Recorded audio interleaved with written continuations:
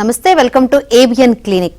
వర్షాకాలం శీతాకాలంలోకి అడుగు పెడుతున్నందున seasonal flu, diabetes సాధారణ ఆందోళనగా మారుతున్నాయి. అసలు సీజనల్ ఫ్లూ అంటే ఏమిటి, డయాబెటీస్ అంటే ఏమిటి, అవి సాధారణ జలుబు నుంచి ఎలా భిన్నంగా ఉంటాయనే అంశంపై మరిన్ని సలహాలు, సూచనల కోసం మనతో పాటు Medicover hospital doctor Naveen Kumar MBBS, MD, general physician, అదేవిధంగా డయాబెటాలజిస్ట్ ఉన్నారు. వారిని అడిగి మరిన్ని వివరాలు తెలుసుకుందాం. Hello doctor, welcome to our studio. Good morning. Yes, మామూలుగా మనకు వర్షాకాలం వస్తుంది అంటే గనక ప్రతి ఒక్కరిని ముందుగా భయపెట్టేది మెయిన్ గా ఫ్లూ. అసలు ఎందుకు వస్తుంది మెయిన్ గా మన హైదరాబాద్ లో? సో ఎటువంటి ఫ్లూస్ కనిపిస్తూ ఉంటాయి? సో మెయిన్గా 3 రకాల ఫ్లూస్ ఉంటాయండి. ఒకటి కోల్డ్, కామన్ కోల్డ్ ఒకటి, ఇన్ఫ్లుయెన్జా ఫ్లూ లైక్ ఇల్నెస్ ఒకటి, ఇంతకుముందు 2 to 3 years బ్యాక్ వచ్చిన కోవిడ్ లైక్ ఇల్నెస్. ఇవి అన్ని ఏజెస్ గ్రూప్లో, అన్ని రకాల మనుషులకి, చిన్నపిల్లల్లో కానీ పెద్దోళ్ళల్లో కానీ అన్ని ఏజెస్లో వస్తాయి. కానీ ఎక్కువగా శీతాకాలం, వర్షాకాలం, జనరలీ జూలై నుండి ఏప్రిల్ వరకు వస్తాయండి. మామూలుగా కోల్డ్కి, కామన్ కోల్డ్కి, ఫ్లూకి డిఫరెన్స్ ఏంటంటే జనరలీ కామన్ కోల్డ్లో ఎక్కువ శాతం ఫీవర్ చాలా మైల్డ్గా ఉంటుంది, ఎక్కువ గొంతు నొప్పి, జలుబు, కోల్డ్ మైల్డ్ సిమ్టమ్స్లో ఉంటాయి. అదే ఫ్లూ లైక్ ఇల్నెస్ అంటే ఇన్ఫ్లుయెన్జా వైరస్ కానీ కామన్ శీతాకాలంలో ఇప్పుడు ఈ సీజనల్ ఫ్లూలో వచ్చే దాంట్లో కొద్దిమందికి మైల్డ్ ఫీవర్ రావచ్చు, కొంతమందికి 103, 104 ఫీవర్స్ రావచ్చు, తలనొప్పి ఎక్కువ ఉంటుంది, గొంతు నొప్పి ఎక్కువ ఉంటుంది, కొద్ది బాడీ పెయిన్స్ ఎక్కువ ఉంటాయి. సో ఇలాంటి సిమ్టమ్స్ ఎక్కువగా కొద్ది ఫీవర్ స్పైక్స్ కొద్ది ఎక్కువగా ఉంటాయి, నీరసం ఎక్కువగా ఉంటుంది. ఇట్లా డిఫరెన్స్ కొద్దిగా కామన్ కోల్డ్కి మనకి సీజనల్ ఫ్లూలో వచ్చే సిమ్టమ్స్ కొద్దిగా ఫీవర్ స్పైక్స్ ఎక్కువ ఉంటాయి, గొంతు నొప్పి ఎక్కువ ఉంటాయి, బాడీ పెయిన్స్, ఇవి వీటితో కొద్ది డిఫరెన్స్ చేసి మనం చూడవచ్చు. అదేవిధంగా మనకు తెలుసు స్మెల్ పోవడం, టేస్ట్ పోవడం జనరలీ కోవిడ్ లైక్ ఇల్నెస్. ఇవి చాలా కామన్ హైదరాబాద్లో అన్ని ఊర్లలో కానీ common cold, flu like illness అన్ని ఏజెస్ గ్రూప్కి ఎఫెక్ట్ అవుతుందండి.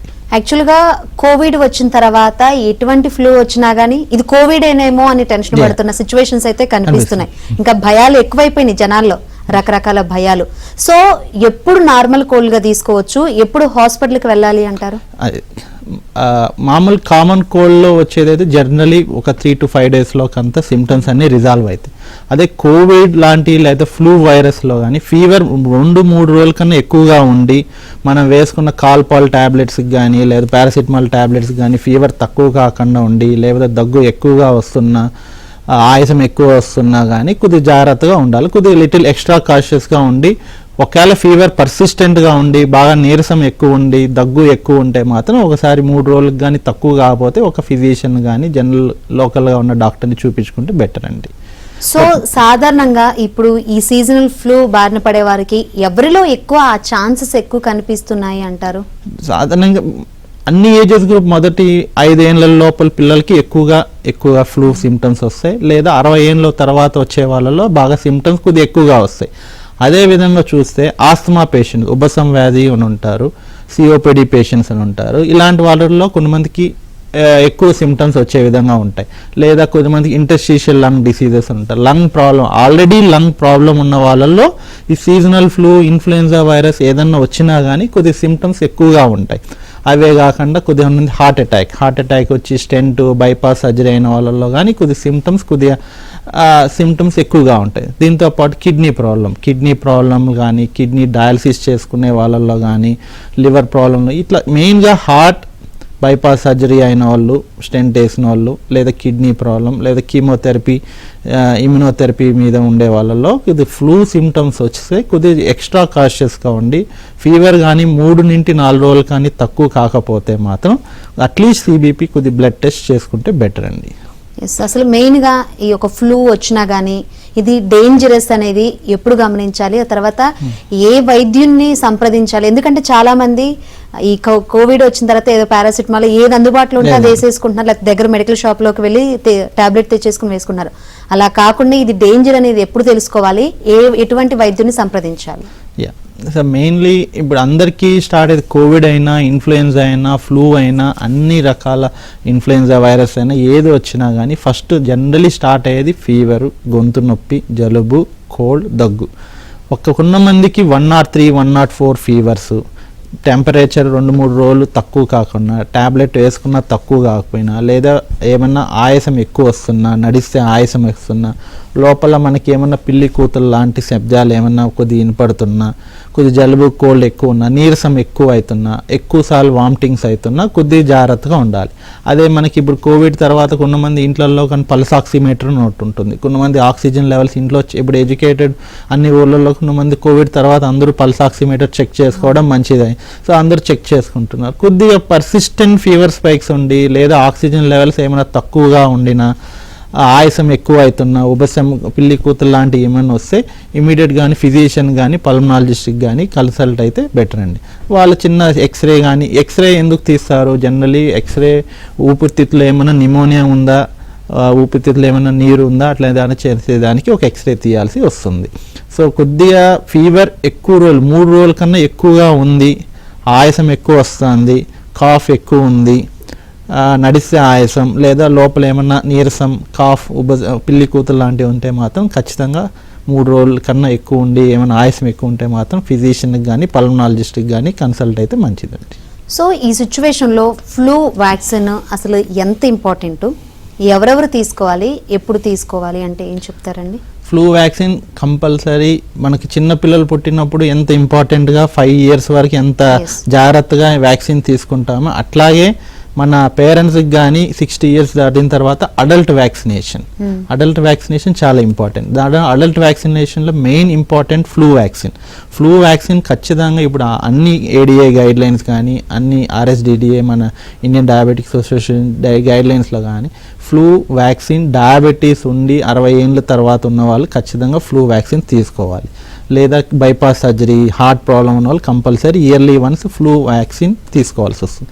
ఇవి కాకుండా కిడ్నీ ప్రాబ్లం ఉన్న వాళ్ళు, ఈవెన్ క్యాన్సర్ ట్రీట్మెంట్ తీసుకునే వాళ్ళల్లో ఖచ్చితంగా, even adults normal any age గ్రూప్లో కానీ ఫ్లూ, ఇన్ఫ్లుయెన్జా వైరస్కి సంబంధించి ఫ్లూ ఆరిక్స్ టెట్రా కానీ, ఫ్లూ క్వాడ్రీ కానీ, ఇది అన్ని ఏజ్ గ్రూప్లలో ఇయర్లీ వన్స్ ఒక షాట్ ఉంటుందండి, ఫ్లూ షాట్ అని.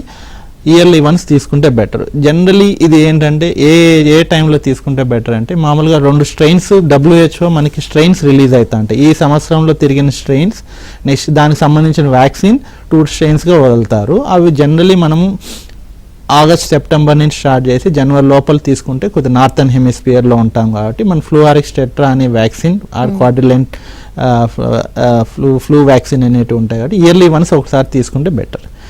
దీంతో పాటు కొంతమందికి న్యూమోకోకల్ వ్యాక్సిన్ అని ఉంటుంది. న్యూమోకోకల్ వ్యాక్సిన్లో వన్స్ ఇన్ 5 years తీసుకుంటే అది కొద్ది స్టెప్టోకోకస్ నిమోనియా అనే ఒక బ్యాక్టీరియల్ ఇన్ఫెక్షన్ నుండి కానీ కొద్దిగా 5 yearsకి ఒకసారి.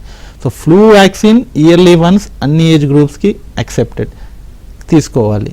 Diabetes, kidney problem, liver problem, stent వేసుకున్న వాళ్ళకి ఇయర్లీ వన్స్ కంపల్సరీ చేస్తే బెటర్ అండి. ఎస్, కానీ బట్ మీరు చెప్పినట్లు పిల్లల విషయంలో ఎక్కువగా కేర్ తీసుకుంటారు, కానీ వీళ్ళకి అసలు అడల్ట్ కి ఉంటది అని కూడా చాలా మందికి తెలియదు. అడల్ట్ వ్యాక్సినేషన్ ఇప్పుడిప్పుడే స్టార్ట్ అయిందని, బట్ చిన్న పిల్లలకు ఇచ్చినంత ఇంపార్టెన్స్ మన పేరెంట్స్ కి 60 years తర్వాత అంత ఇంపార్టెన్స్ తక్కువ అయింది. అంటే వ్యాక్సినేషన్ ఇప్పుడిప్పుడే స్టార్ట్ అయింది. So we should give importance and we should take vaccine for after 60 years. And మన పేరెంట్స్కి మనం కానీ ఖచ్చితంగా ఫ్లూ షాట్ తీసుకోవడం మంచిది. బట్ మీరు చెప్తుంటే నాకు ఒకటి గుర్తొచ్చింది, కరోనా తర్వాత వ్యాక్సిన్ తీసుకోవడం వల్ల ఇన్ని ప్రాబ్లమ్స్ అన్ని ఒక రాంగ్ గా సర్క్యులేట్ అయిన దాని గురించి చెప్తారు.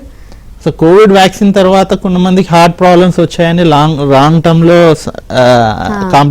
హార్ట్ కాంప్లికేషన్స్ వస్తున్నాయి circulate. But recent ICMR studies అయితే దెర్ ఇస్ నో, అంటే ఏం అసోసియేషన్ కోవిడ్ వ్యాక్సిన్కి ఇప్పుడు వచ్చిన రీసెంట్ హార్ట్ అటాక్స్కి ఎటువంటి సంబంధం లేదని వచ్చింది. బట్ ఈ ఫ్లూ వ్యాక్సిన్ వల్ల అయితే మీకు ఎటువంటి ప్రాబ్లం రావట్లేదు మేడం. అసలు మేము 10 years నుంచి ఇస్తున్న ఎటువంటి ప్రాబ్లం అయితే ఎవరికి ఎటువంటి కాంప్లికేషన్స్ అయితే మేము ఎక్స్పెక్ట్ చేయట్లేదు. మెయిన్ గా ఈ ఫ్లూ ప్రాబ్లమ్స్ వచ్చినాయి అంటే ఇమ్యూనిటీ పవర్ లేకపోవడం వల్లే ఇన్ని ప్రాబ్లమ్స్ అని చెప్తూ ఉంటారు కదా జనరల్ గా. సో ఇమ్యూనిటీ కోసం ఎటువంటి ఫుడ్ తీసుకోవాలి అంటారు? మామూలుగా ఇమ్యూనిటీకి జనరలీ ఫ్లూ వచ్చిందంటే అందరూ 2-3 సార్లు ఫ్లూ వచ్చిందంటే నాకు ఇమ్యూనిటీ తక్కువ అయింది అని అందరూ సర్వసాధారణంగా మాకు OPDలో అడుగుతూ ఉంటారు. బట్ ఫ్లూ జనరలీ కొంతమంది సైనస్ ప్రాబ్లం ఉన్నా, కొద్దిగా అలర్జీ సిమ్టమ్స్, అలర్జీ సెల్స్ ఎక్కువ ఉన్న, డీవేటెడ్ నేసల్ సిమ్టమ్స్ ఉన్న, జలుబు కోల్డ్ ఎక్కువ వస్తాయి. బట్ అదే జలుబు కోల్డ్ వచ్చినంత మాత్రానికి అందరికీ ఇమ్యూనిటీ తక్కువ అయిపోయిందని ఏమి ఉండదు. Generally vitamin C, ginger, anaemia, blood haemoglobin పెరిగే, గ్రీన్ లీఫీ వెజిటబుల్స్, ఫ్రూట్స్ ఇవి తింటే మనకి జనరల్ యాంటాక్సిడెంట్స్ ఎక్కువ ఉంటే ఆటోమేటిక్గా ఇమ్యూనిటీ పెరుగుతుందండి.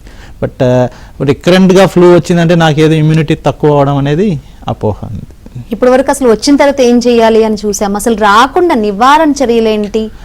రాకుండా నివారణ చర్యలు జనరలీ వచ్చిన వాళ్ళు ఖచ్చితంగా మాస్క్ పెట్టుకోవడం. లైక్ కోవిడ్ టైంలో పబ్లిక్ ప్లేసెస్లో వెళ్తే మాత్రం ఖచ్చితంగా మాస్క్ పెట్టుకోవడం. ఒకవేళ మాస్క్ లేనప్పుడు అట్లీస్ట్ షోల్డర్ పెట్టి కాఫ్ చేయడం ఒకటి.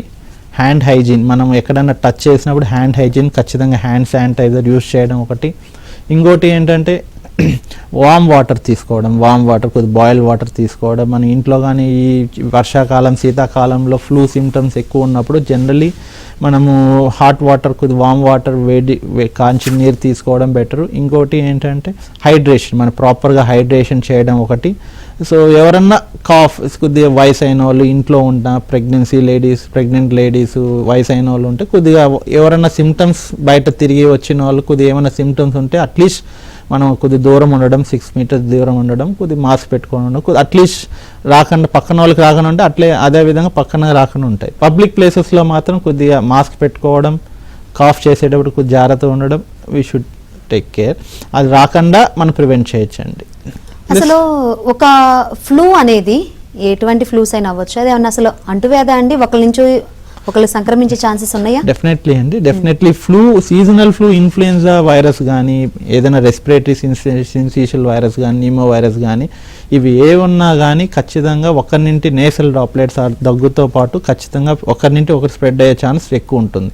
సో అందుకే ఇప్పుడు మన కోవిడ్లో ఎంత జాగ్రత్త తీసుకున్నామో అదే విధంగా చూసుకుంటే జనరలీ ఒకరి నుండి ఒకరు స్ప్రెడ్ అయ్యే ఛాన్స్ చాలా మినిమైజ్ అవుతుందండి.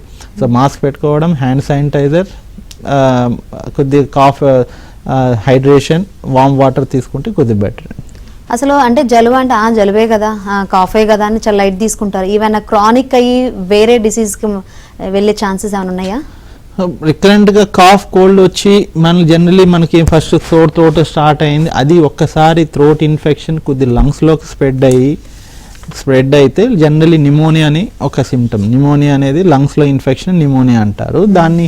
సో ఆ విధంగా లంగ్స్ ఎఫెక్ట్ అయ్యే ఛాన్స్ ఎక్కువ ఉంటుంది. నార్మల్గా ఫస్ట్ స్టార్ట్ అయ్యేది ఫీవర్, జలుబు, కోల్డ్తో స్టార్ట్ అయ్యి జనరలీ ఇట్ విల్ స్ప్రెడ్, లంగ్స్కి స్ప్రెడ్ అవ్వడం వల్ల నిమోనియా వచ్చినప్పుడు జనరలీ మాట్లాడేదానికి కష్టము, కాఫ్, ఆయాసము ఇలాంటి సిమ్టమ్స్ వస్తాయి. కాబట్టి మనకు లంగ్స్ మెయిన్గా ఎఫెక్ట్ అవుతాయి. కొంతమందికి నిమోనియా ఎక్కువ సివియారిటీ ఎక్కువ అయ్యి చాలా ఆర్గన్, కిడ్నీ ఫెయిల్యూర్ అవ్వడం, ఒక్కోసారి షాక్లోకి వెళ్ళడం, ఇలాంటి మల్టీ ఆర్గన్ డిస్ఫంక్షన్ కేసులు కానీ చూస్తాం. సో మనం కొద్దిగా అదే 3 రోజుల కన్నా ఎక్కువ జ్వరం ఉండి దగ్గు ఎక్కువ వస్తుందంటే మాత్రం ఒక ఫిజిషియన్ కానీ పల్మనాలజిస్ట్ని కానీ కన్సల్ట్ అయితే బెటర్ అండి. రైట్ డాక్టర్, డయాబెటీస్ గురించి కూడా తెలుసుకుందాం. ఎందుకంటే ప్రతి ఇంట్లో 10 మందిలో 6 డయాబెటీస్ ఉంటున్నారు కాబట్టి దాని గురించి మనం ఇంతకుముందు డయాబెటీస్ గురించి మాట్లాడుకున్నాం. కాబట్టి నిజంగానే ప్రతి ఇంట్లో చూస్తే ఎక్కువ మంది కనిపిస్తున్నారు. అసలు ఎందువల్ల ఈ రేషియో ఇంతగా పెరిగిపోయింది? ఏమైనా లైఫ్ స్టైల్ చేంజెస్ వల్ల అంటారా, దేని వల్ల అంటారు? సో డయాబెటీస్ ఇప్పుడు ఆల్మోస్ట్ ఇండియా డయాబెటీస్ క్యాపిటల్ అయ్యిందండి almost. So life style changes, food మనం తీసుకునే ఫుడ్, ప్రొలాంగ్ సిట్టింగ్, ప్రొలాంగ్ ఎక్కువ వర్కింగ్ అవర్స్ ఎక్కువ పెరగడం వల్ల. సో ఇవన్నీ కారణాలు డిఫరెంట్ ఆస్పెక్ట్స్లో ఉంటాయి కారణాలు. బట్ డెఫినెట్లీ డయాబెటీస్ ఈ సమయంలో ఇంట్లో ప్రతి ఒక్కరు ఎవరో ఒకరు డయాబెటీస్తో సఫర్ అవుతున్నారు. సో డయాబెటీస్ ఇప్పుడున్న కాలంలో ఆల్మోస్ట్ 60 to 70 మిలియన్ పీపుల్కి ఎఫెక్ట్ అయిందండి. సో డెఫినెట్లీ డయాబెటీస్ చాలా మేజర్ హెల్త్ బర్డన్ అవుతుంది Indian population all over the world. But ఇండియాలో ఇంకా చాలా ఎక్కువ ఉంది because of more carbohydrates. So definitely diabetes చాలా బిగ్ ప్రాబ్లం అవుతుంది. సో కొద్ది డయాబెటీస్ వచ్చే కాంప్లికేషన్స్ కానీ ఎక్కువ అవుతున్నాయి. డయాబెటీస్తో వచ్చే హార్ట్ ఇష్యూస్, స్ట్రోక్ ఇష్యూస్, దానివల్ల వచ్చే ఫుడ్ ఇన్ఫెక్షన్స్, అన్ని కాంప్లికేషన్స్ చాలా ఎక్కువ ఇన్సిడెన్స్లో వస్తున్నాయండి. మెయిన్ అసలు ఈ డయాబెటీస్లో అసలు ఎటువంటి లక్షణాలు కనిపిస్తాయి? అందరిలో ఒకేలాంటి లక్షణాలు కనిపిస్తాయా, లేకపోతే ఆ పర్సన్ బట్టి వాళ్ళ హెల్త్ ఇష్యూస్ని బట్టి డిపెండ్ అయి ఉంటుంది ఈ షుగర్ కూడా? డెఫినెట్లీ డయాబెటీస్ ఒక్కొరికి ఒక్కో లక్షణాలతో బయట పెడతారండి. జనరలీ మొదటగా షుగర్ అంటే ఏంటంటే మధుమేహం మీకు తెలుగులో. అవును. మధుమేహం మళ్ళీ జనరలీ క్రైటీరియా ఏంటంటే షుగర్ చెప్పేదానికి ఫాస్టింగ్ బ్లడ్ షుగర్ 126 కన్నా ఎక్కువ ఉన్న, పోస్ట్ ప్రాండియల్ అంటే పోస్ట్ లంచ్ తర్వాత 200 దాటి ఉన్న, లేదా యావరేజ్ 3 months షుగర్ లెవెల్ 6.5 దాటి ఉన్న షుగర్ అంటారు. లేదా random blood sugar more than 200 కన్నా మిల్లీగ్రామ్స్ పర్ డెసిలీటర్. అవి 4 క్రైటీరియాలు ఫిల్ అయితే మాత్రం జనరలీ డయాబెటీస్ అని చెప్తాం.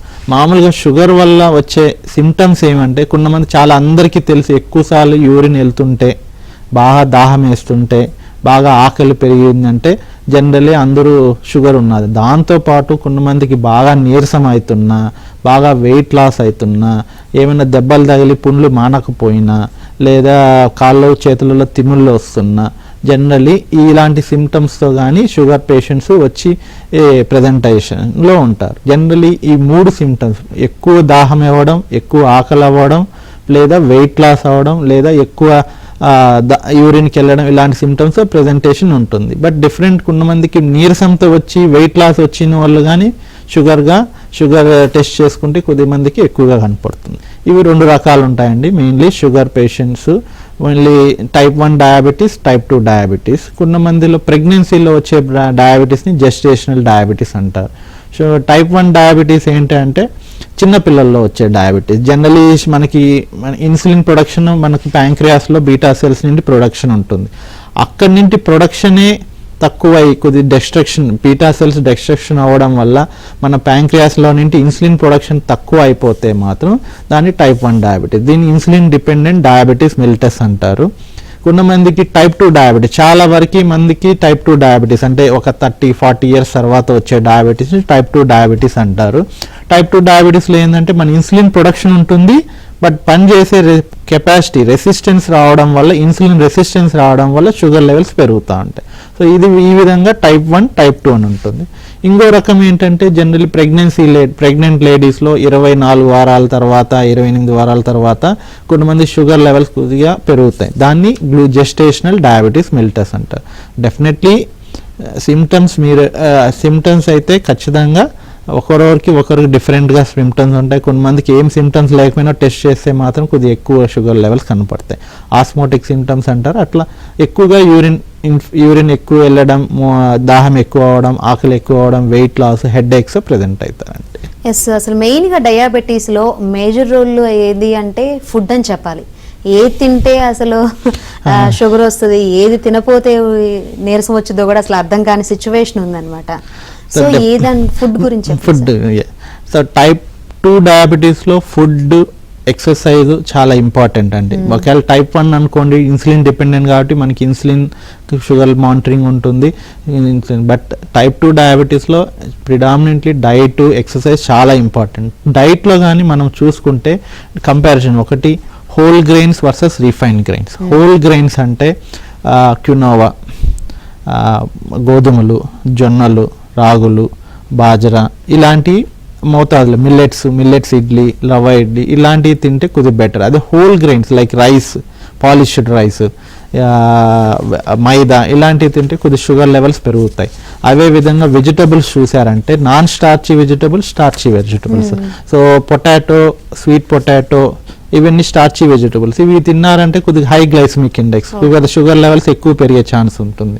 Non starchy vegetable like broccoli, spinach, cauliflower, ముల్లంగి ఇలాంటివి తింటే కొద్దిగా షుగర్ లెవెల్స్ తక్కువ ఉంటాయి. ఇవన్నీ తక్కువ షుగర్ లెవెల్స్ పెంచేటి. So non starchy vegetables better. అదేవిధంగా లో ఫ్యాట్ మిల్క్, కొద్దిగా ఒలీవ్ ఆయిల్, అవకాడోస్, నట్స్ అంటారు. వీటి little unsaturated fatty acids, saturated fatty acids కొద్దిగా బెటర్ ఉంటాయి.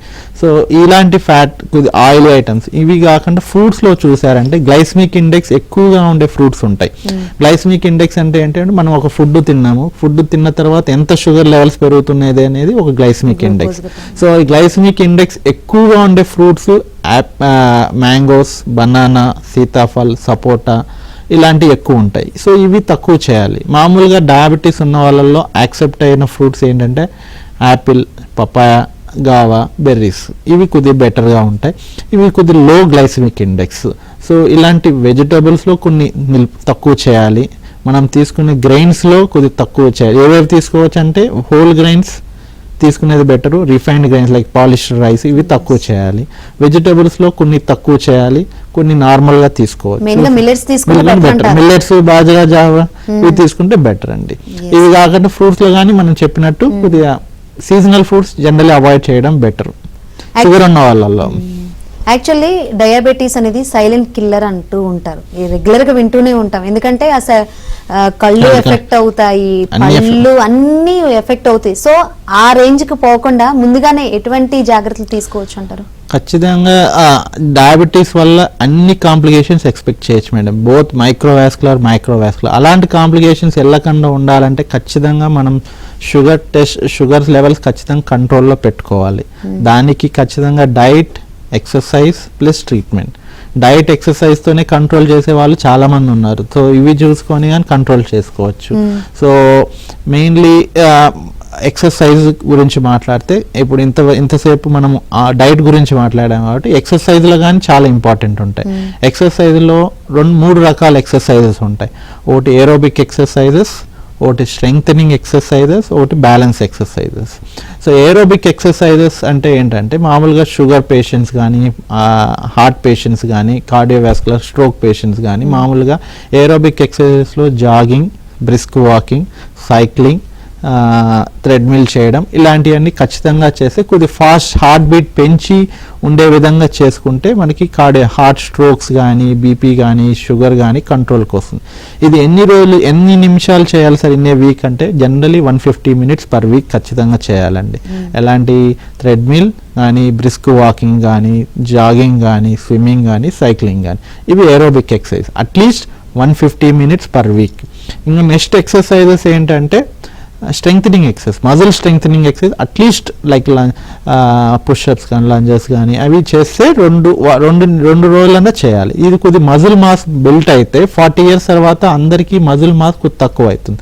కొద్ది మజిల్ మాస్ పెంచుకుంటే మనలో షుగర్ లెవెల్స్, ఇన్సులిన్ సెన్సిటివిటీని పెంచి కొద్దిగా షుగర్ లెవెల్స్ తక్కువ అవుతాయి. సో మజిల్ మాస్ అది స్ట్రెంగ్థనింగ్ ఎక్సర్సైజ్. ఇవి కాకుండా బ్యాలెన్స్ ఎక్సర్సైజ్ జనరలీ యోగా వాటితో కొద్ది బ్యాలెన్స్ తల తిరగకుండా పడిపోకుండా యోగా ఎక్సర్సైజ్ చేసుకోవడం మంచిది. సో ఈ విధంగా ఏరోబిక్ ఎక్సర్సైజ్ ఒక పక్క, strengthening exercises at least 2 times in a week plus yoga, ఈ 3 అట్లీస్ట్ మనకి 30 to 40 minutes in a day spare చేయగలిగితే ప్లస్ డైట్ కంట్రోల్తో షుగర్ లెవెల్స్ కంట్రోల్లో వస్తాయి. అదేవిధంగా కాంప్లికేషన్స్, వాస్కులారిటీ అన్నీ తక్కువ అవుతాయి. ఈ డయాబెటీస్ ప్రతి ఒక్క రోగాన్ని చాలా ఈజీగా అట్రాక్ట్ చేసిద్దేమో, ప్రతి వ్యాధిని అని అనిపిస్తూ ఉంటుంది. సో ఇప్పుడు మెయిన్ గా చూసుకుంటే మనం ఇంతకుముందు మాట్లాడుకున్నట్లు ఫ్లూ గురించి మనం మాట్లాడుకున్నాం కాబట్టి ఇట్లా ఇతర ఇన్ఫెక్షన్స్ వాళ్ళకి రాకుండా ముందుగానే ఎటువంటి జాగ్రత్త తీసుకోవచ్చు అంటారు? సో ఒకటి డయాబెటీస్ ఉన్న వాళ్ళలో ఇన్ఫెక్షన్స్ చాలా ఎక్కువ ఉంటాయి, లైక్ పుండ్లు మానకపోవడం కానీ one of the symptoms of diabetes. So diabetes వచ్చినప్పుడు, ఫ్లూ సిమ్టమ్స్ వచ్చినప్పుడు ఇంకా కొద్దిగా ఫాస్ట్గా స్ప్రెడ్ అయ్యేదానికి ఛాన్స్ ఉంటుంది. కొద్ది నిమోనియా కేసెస్, నిమోనియా కానీ ఎక్కువ వచ్చి సెప్టిక్ షాక్లోకి వెళ్ళడం, మల్టీ ఆర్గాన్ ఫెయిల్యూర్ వెళ్ళడం చాలా కామన్. షుగర్ వచ్చిన పేషెంట్స్ నిమోనియాకి వెళ్ళి నిమోనియా నుండి మల్టీ ఆర్గాన్ డిస్ఫంక్షన్ అవ్వడం జరుగుతుంది. సో అదికి రాకుండా మనకి మెయిన్గా ఫ్లూ వ్యాక్సిన్ ఒకటి, హైడ్రేషన్ ఒకటి, రెగ్యులర్ ఎక్సర్సైజ్ ఒకటి, బ్రీతింగ్ ఎక్సర్సైజ్ ఒకటి, మనకి అడల్ట్ వ్యాక్సినేషన్ ముందు చెప్పినట్టు న్యూమోకోకల్ వ్యాక్సిన్, ఫ్లూ వ్యాక్సిన్ తీసుకుంటే ఈ నిమోనియా కేసెస్ రాకుండా ఉంటాయండి. Right, thank you sir. Flu గురించి అదేవిధంగా డయాబెటీస్ గురించి చక్కగా వివరించారు. Thank you doctor. Thank you. ఇది వాళ్ళ avian clinic. Keep watching avian.